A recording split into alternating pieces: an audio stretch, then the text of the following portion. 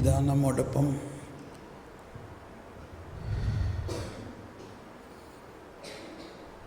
ദൈവം മനുഷ്യനായി മനുഷ്യരുടെ രക്ഷയ്ക്ക് വേണ്ടി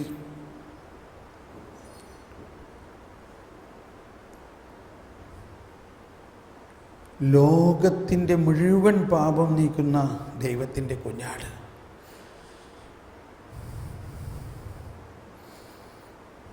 ഓ ദൈവമേ,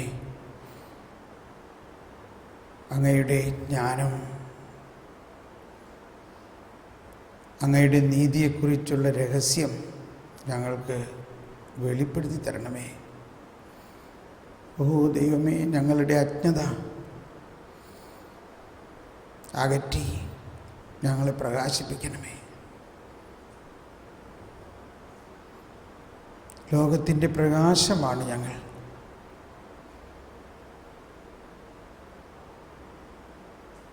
അന്ധകാരം പോലും പ്രകാശമാക്കുന്ന ദൈവമേ, ഞങ്ങളുടെ വിശ്വാസം വർദ്ധിപ്പിക്കണമേ. ഓ ഈശോയേ,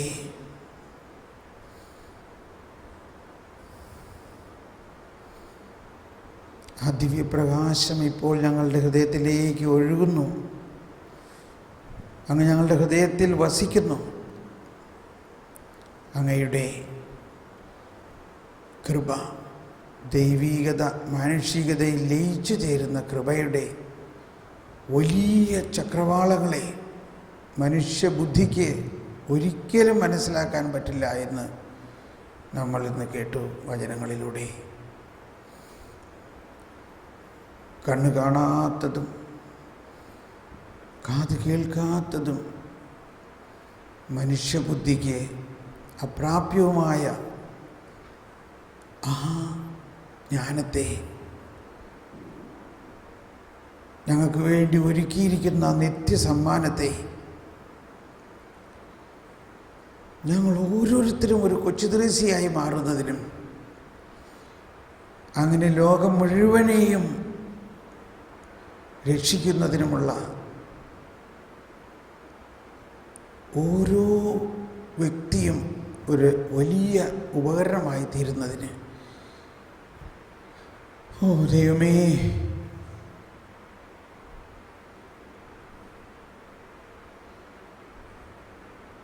ഓ ദൈവമേ, യേശുക്രിസ്തുവിനെ കുറിച്ചുള്ള അറിവ്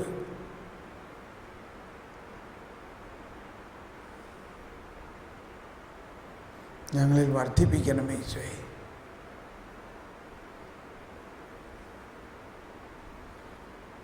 ഇന്നത്തെ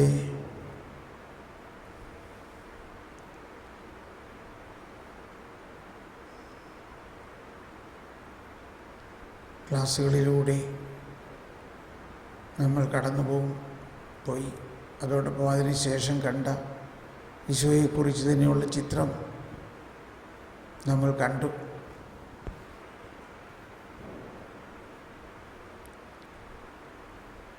ഓ ദൈവമേ, അങ്ങ് ഞങ്ങളോട് സംസാരിക്കണമേ. അങ്ങയുടെ ഹൃദയത്തിൽ നിന്നൊഴുകിയ രക്തവും ജലവും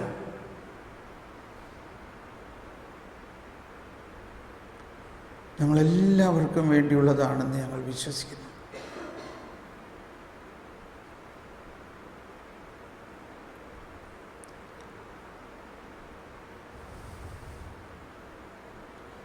അന്ധകാരത്തിലിരുന്ന ജനം ഒരു പ്രകാശം കണ്ടിരിക്കുന്നു.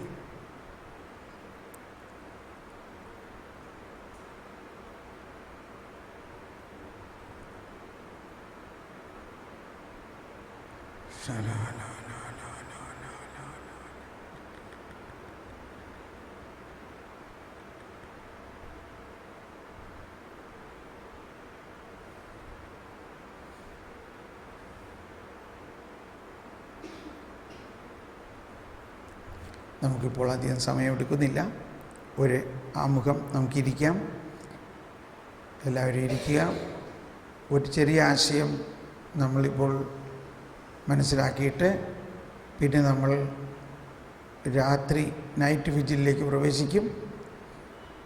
ആശയം ഇതാണ്. മർക്കോസിൻ്റെ സുവിശേഷത്തിൽ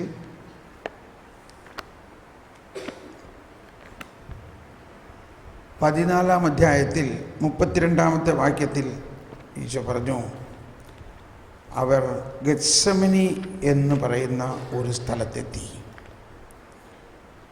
അവൻ ശിഷ്യന്മാരോട് പറഞ്ഞു, നിങ്ങൾ ഇവിടെ ഇരിക്കുവിൻ, ഞാൻ പ്രാർത്ഥിക്കട്ടെ. 14:32 കുറിച്ചു വെച്ചോ. അവർ ഗെത്സമനി എന്ന് വിളിക്കപ്പെടുന്ന സ്ഥലത്തെത്തി. അവൻ ശിഷ്യന്മാരോട് പറഞ്ഞു, ഞാൻ പ്രാർത്ഥിക്കുമ്പോൾ നിങ്ങൾ ഇവിടെ ഇരിക്കുവിൻ. അതെല്ലാവരും പറഞ്ഞേ, ഞാൻ പ്രാർത്ഥിക്കുമ്പോൾ നിങ്ങൾ ഇവിടെ ഇരിക്കുവിൻ. ഒന്നുകൂടി പറഞ്ഞേ. അപ്പോൾ ഇവിടെ ആരാ പ്രാർത്ഥിക്കുന്നേ? ആരാ പ്രാർത്ഥിക്കുന്നേ? എന്ന് ഉച്ചത്തിൽ പറഞ്ഞേ, ഈശോ പ്രാർത്ഥിക്കുന്നു. നമ്മൾ എന്ത് ചെയ്യണം? നമ്മൾ ഈശോയുടെ അടുത്ത് ഇരുന്നാൽ മതി. ആര് പ്രാർത്ഥിക്കുന്നതാ നല്ലത്? നമ്മൾ പ്രാർത്ഥിക്കുന്നതോ ഈശോ പ്രാർത്ഥിക്കുന്നതോ?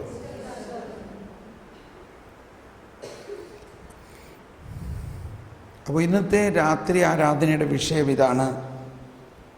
നമ്മൾ 1 മണിക്കൂർ ഈശോയുടെ അടുത്ത് ഇരിക്കണം. ഈശോ പറഞ്ഞു, നിങ്ങൾ 1 മണിക്കൂർ. ഇന്ന് എന്താഴ്ച? ഇന്ന് വ്യാഴാഴ്ച. കറക്റ്റ്. ഈ വ്യാഴാഴ്ച ദിവസം തന്നെയാണ് രാത്രിയിൽ ഏതാണ്ട് ഈ നേരത്തെ തന്നെയാണ് ഈ സംഭവം, ഇല്ലേ? ഈ നൈറ്റ് വിജിൽ തുടങ്ങിയത് വ്യാഴാഴ്ചയാണ്. വാസ്തവത്തിൽ നമ്മുടെ സൗകര്യത്തിന് വേണ്ടി വെള്ളിയാഴ്ച രാത്രി ആക്കിയിരിക്കുന്നത്, കാരണം ശനിയാഴ്ച. അപ്പോൾ രാത്രി വിജിൽ തുടങ്ങിയത് എന്നാണ്? വ്യാഴാഴ്ചയാണ്. ഇത് വലിയ രഹസ്യമാണിത്.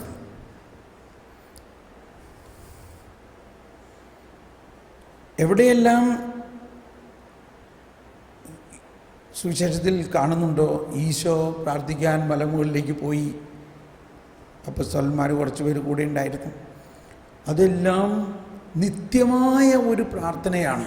നിത്യമായ എന്ന് പറഞ്ഞാൽ യേശു കഴിഞ്ഞോ? യേശുവിൻ്റെ ജീവിതം, യേശുവിൻ്റെ വാക്കുകളും യേശുവിൻ്റെ പ്രാർത്ഥനയും നിത്യതയിലേക്ക് പ്രവേശിച്ചിരിക്കുന്നു. ഓരോ പ്രാർത്ഥനയും നിത്യതയിലേക്ക് പ്രവേശിച്ചിരിക്കുന്ന പ്രാർത്ഥനയാണ്. ഓരോ വാക്കുകളും.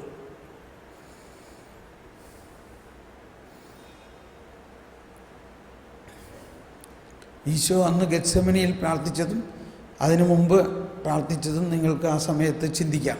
പക്ഷെ അധികം നിങ്ങളൊന്നും പ്രാർത്ഥിക്കാതെ, ഈശോയെ, ഞാൻ നിൻ്റെ മണവാട്ടിയാണ്, ഞാൻ നിൻ്റെ ശാഖയാണ്, നീ പ്രാർത്ഥിക്കുന്നു, നീ പ്രാർത്ഥിച്ചിട്ട് ആ പ്രാർത്ഥന ദൈവം പൂർണ്ണമായിട്ട് കേൾക്കും. ആ പ്രാർത്ഥന നമുക്ക് ഏകദേശമൊക്കെ അറിയാം. ആ പ്രാർത്ഥനയിലൂടെ ഒഴുകുന്ന കൃപാവരം എൻ്റെ ആത്മാവിലേക്കും എൻ്റെ ആത്മാവിലൂടെ ലോകം മുഴുവനിലേക്കും ഒഴുകണേ. നമ്മുടെ മുഴുവൻ ആശയം ലോകം മുഴുവനും വെച്ചുകൊണ്ടാണ്. അതാണ് നീ ലോകത്തിൻ്റെ പ്രകാശമാണ്. ലിസിയു കത്തീഡ്രലിൽ ഞാൻ ഒരുപാട് പ്രാവശ്യം പോയിട്ടുള്ളത്. അവിടെ കൊച്ചുറേസ്യയുടെ അപ്പൻ മേടിച്ച, അപ്പോൾ അന്നത്തെ കാലത്ത് പള്ളിയിലെ ഒരു സ്പോട്ട് അവർക്ക് വേണ്ടി മാത്രം മേടിക്കാം. അത് ഇങ്ങനെ അൾത്താര ഇവിടെയാണെങ്കിൽ അൾത്താരയുടെ അപ്പുറത്ത് ഒരു ഡയഗണലായിട്ടൊരു സ്ഥലത്താണ്. അവിടെ കൊച്ചു ത്രേസ്യയും അപ്പനും മറ്റുള്ള മക്കളും കൂടി ഇരുന്ന് പ്രാർത്ഥിക്കുമ്പോൾ കൊച്ചു ത്രേസ്യ കണ്ട ദർശനം ഇതായിരുന്നു. അൾത്താരയിൽ നിന്ന് ഈശോയുടെ രക്തം ഇങ്ങനെ ഒഴുകി വീഴുന്നു. ആ രക്തം കൊച്ചു ത്രേസ്യ പോയി കയ്യിൽ വാങ്ങിയിട്ട് ലോകം മുഴുവനിലുമുള്ള എല്ലാ ആത്മാവിനെയും രക്ഷിക്കാൻ വേണ്ടി, പാപികളുടെ മോചനത്തിന് വേണ്ടി, പാപികളുടെ മാനസാന്തരത്തിന് വേണ്ടി ആ രക്തം അവരുടെ ആത്മാവിൽ പരട്ടുന്നു. ഇതൊക്കെ കുഞ്ഞായിരുന്നപ്പോഴത്തെ കാര്യങ്ങളാണ്. അപ്പോൾ ഈശോയുടെ ആ ഗെത്സമനി, പെട്ടെന്നൊരു ചോദ്യം ചോദിക്കട്ടെ, ഈശോ ഗെത്സമനിയിൽ രക്തം വിയർത്തത് എന്തിനാ? എന്തുകൊണ്ടാണ്? ഒന്ന് ആരെങ്കിലും ഉത്തരം പറഞ്ഞ്. എന്തുകൊണ്ടാണ് ഈശോ ഗെത്സമനിൽ രക്തം വിയർത്തത്? ഇച്ചിരി ഉറക്കെ പറയണം. മനുഷ്യരുടെ പാപങ്ങളെ ഉറക്കെ പറയണം. മനുഷ്യരുടെ പാപങ്ങളെ ഓർത്തിട്ടല്ലേ?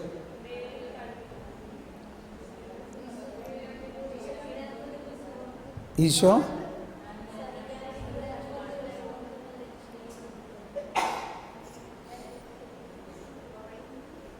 എന്ന് പറയാമോ?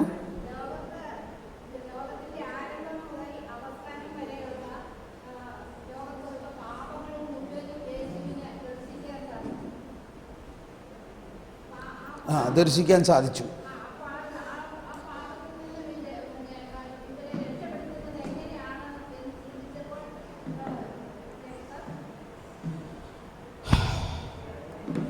മനസ്സിലായി? ഇപ്പൊ പറഞ്ഞ ഇതാണ്, ഈശോ മനുഷ്യരുടെ സകല പാപങ്ങളും കണ്ടിട്ട് ആ ഭയാനകം അതിൽ മനുഷ്യരെല്ലാം വീണിരിക്കുന്നു എന്നത് കണ്ടിട്ട് അതോർത്ത് വിഷമിക്കുകയാണ് ഇല്ലേ? അതല്ലേ പറഞ്ഞതിൻ്റെ അർത്ഥം? അതാണ്. ഇനി വേറെ ഏതെങ്കിലും ഉത്തരവുണ്ടോ? ഇതാണ് ഇവിടെ പറഞ്ഞതിൻ്റെ എല്ലാ അർത്ഥം അല്ലേ? ഇതിന് വിപരീതമായിട്ട് എന്തെങ്കിലും ആൻസർ ഉണ്ടോ? യേശു ഗെത്സമനിയിൽ രക്തം വിയർത്തത് എന്തുകൊണ്ടാണ്?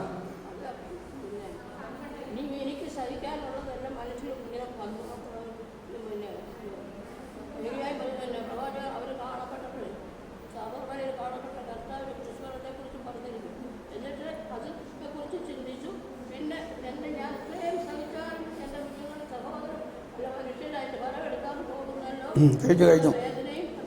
മതി മതി മതി മതി. ഇനി ആരെങ്കിലും വേറെ ഉത്തരം എന്തെങ്കിലും ഉണ്ടോ?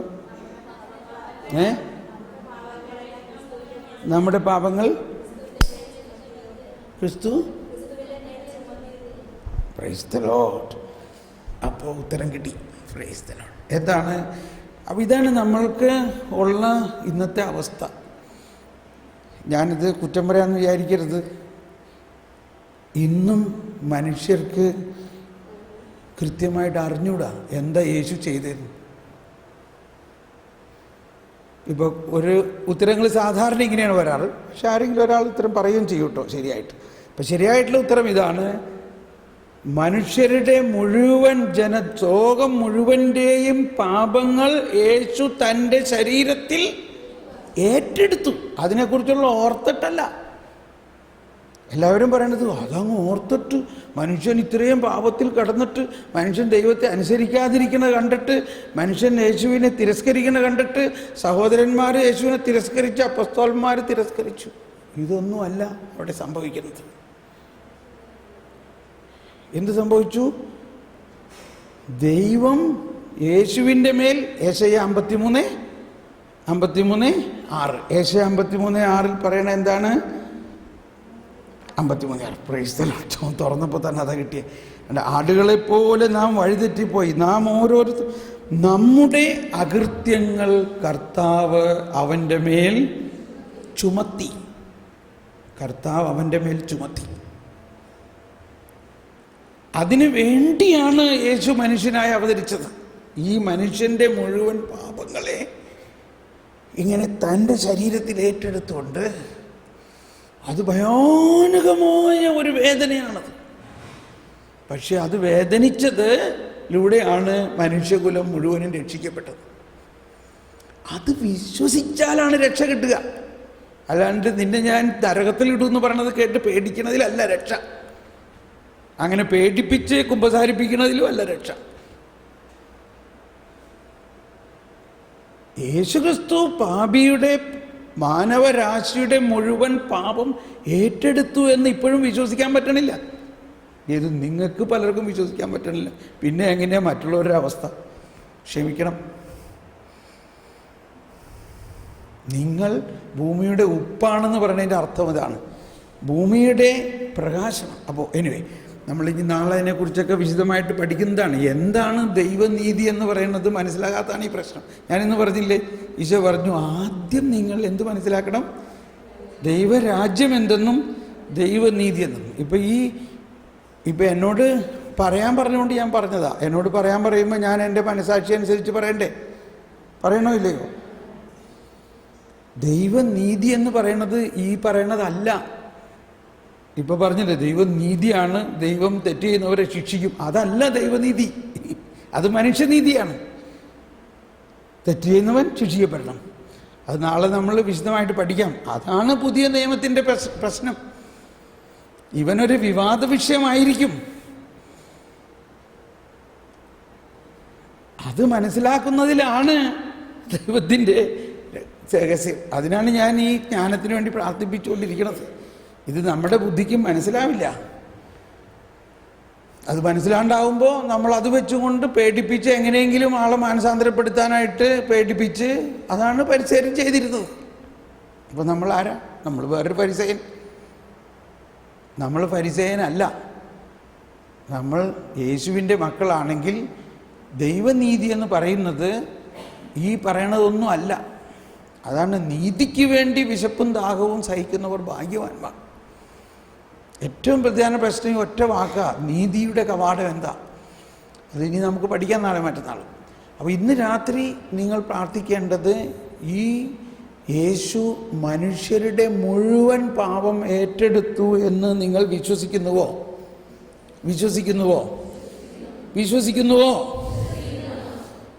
അത് ഗെത്സമനി മുതലാണ് അത് സംഭവിക്കുന്നത്. വിശ്വസിക്കുന്നവന് രക്ഷ കിട്ടും, അവന് ശിക്ഷിക്കാൻ പറ്റില്ല. വിശ്വസിക്കാത്തത് കൊണ്ട് ശിക്ഷിക്കപ്പെട്ട് തന്നെ കഴിഞ്ഞിരിക്കുന്നു. ദൈവമല്ല അവനെ ശിക്ഷിക്കുന്നത്, അവൻ തന്നെ ഈ രക്ഷയെ തിരസ്കരിക്കുന്നതാണ് നരകം എന്ന് പറയുന്നത്. ദൈവത്തിൻ്റെ കരുണാർദ്രമായ സ്നേഹത്തെ തിരസ്കരിക്കാനും സ്വീകരിക്കാനും അവന് സ്വാതന്ത്ര്യമുണ്ട്. അവനിഞ്ഞ് തിരസ്കരിച്ചാൽ തന്നെ മറ്റുള്ളവരുടെ മധ്യസ്ഥ പ്രാർത്ഥനയിലൂടെ അവനിൽ മാനസാന്തരം ഉണ്ടാകാനും ഉള്ള വകുപ്പാണ് ഈശോ പറയുന്നത്. കാറ്റ് അതിന് ഇഷ്ടമുള്ളിടത്ത് വീശുന്നു. എനിവേ, അപ്പോൾ രക്തചൊരിച്ചിലിലൂടെ നമ്മുടെ പാപം രക്തം കൊടുത്ത് നേടിത്തന്ന പാപമോചനത്തിന് അകറ്റാൻ ഒരു ശക്തിക്കും സാധ്യമല്ല. പാപം നശ്വരമാണ്, കൃപയോ അനശ്വരമാണ്. യേശുക്രിസ്തു ഇങ്ങനെ പേടിപ്പിച്ച് ആൾക്കാരെ നരകത്തിൽ കൊണ്ടുപോകാൻ വേണ്ടി അല്ല വന്നത്. നരകത്തിലേക്ക് പോകുന്ന ആത്മാക്കളെ രക്ഷിച്ച് സ്വർഗത്തിലേക്ക് കൊണ്ടുപോകുന്നതാണ് ക്രിസ്ത്യാനിയുടെ വിശ്വാസം. അപ്പോൾ അത് മനസ്സിലാകാത്തതാണ് ലോകം ഈ സുവിശേഷം പടരാത്തതിൻ്റെ കാരണം. അതുകൊണ്ടാണ് നമുക്കൊരു പുതിയ ആത്മീയതയായിട്ട് കൊച്ചു ത്രേസ്യ പറയുന്നതിൻ്റെ കാര്യങ്ങൾ പഠിക്കുന്നത്. എന്താ?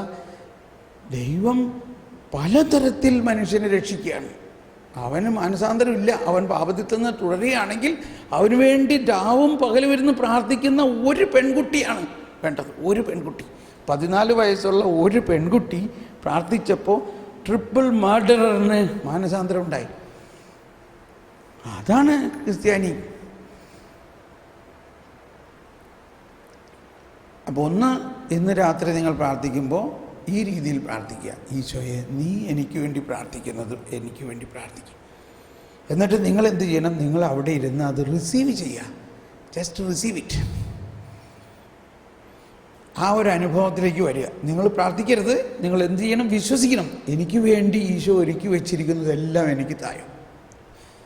ഇനി നമ്മൾ ടൈമിംഗ് അലോട്ട് ചെയ്യാണ്.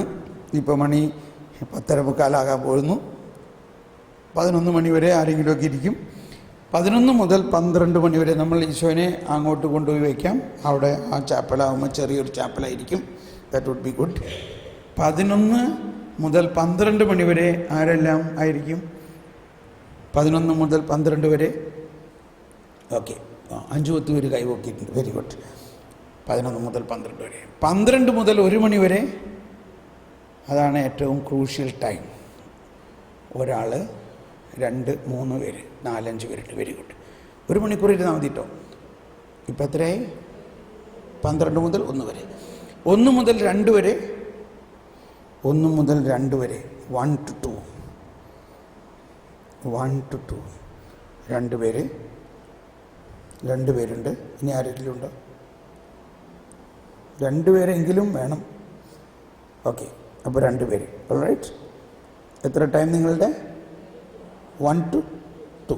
ഓക്കെ, 2 to 3, 2 മുതൽ 3 വരെ, 2 മുതൽ 3 വരെ, 2 മുതൽ 3 വരെ.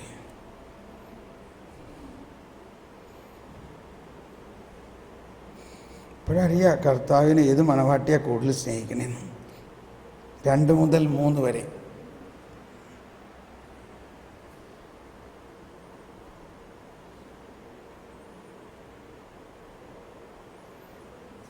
Very good. ഒരാൾ കൂടി ഉണ്ടെങ്കിൽ നല്ലതാണ്, 2 പേരുണ്ടെങ്കിൽ നല്ലതാണ്. ഒരാളുണ്ട് അവിടെ, 2-3 പേരായി. Very good. Praise the Lord. Very good. ഇപ്പോൾ എവിടെ നമ്മൾ 3 മുതൽ 4 വരെ, 3 മുതൽ 4 വരെ. 2 പേര് ഇവിടെ ഉണ്ട്, 2 പേര്. ഓക്കെ. 3 to 4. 4 മുതൽ 5 വരെ. All right. 5 മുതൽ 6 വരെ. All right. 6 മണിക്ക് നമ്മൾ പിന്നെ പ്രാർത്ഥനകളൊക്കെ തുടങ്ങും. 6:30 കുർബാന.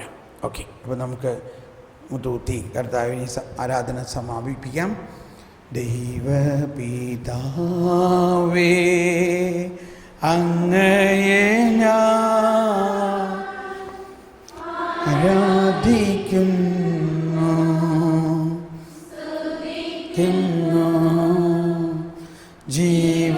ജീവനുമെൻ്റെ സർവസ്വം മുമ്പിലണച്ചു കുമ്പിടുന്നു. യേശുവേ നാഥ, അങ്ങയെ ഞാൻ ആരാധിക്കുന്നു, സ്തുതിക്കുന്നു. ജീവനുമെൻ്റെ സന്ദേശം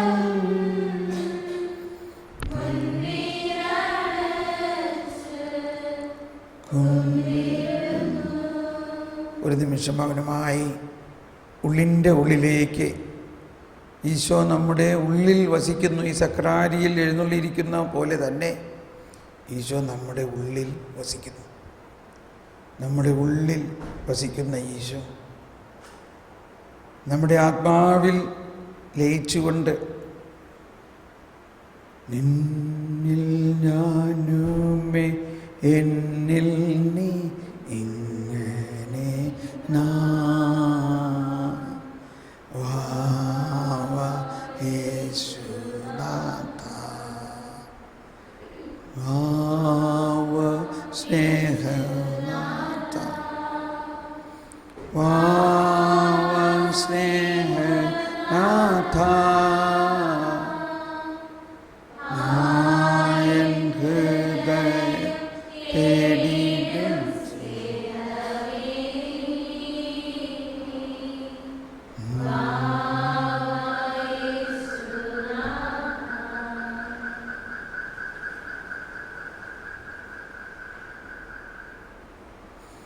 പരിശുദ്ധ പരമദിവ്യകാരുണ്യത്തിന്, പരിശുദ്ധ പരമദിവ്യകാരുണ്യത്തിന്,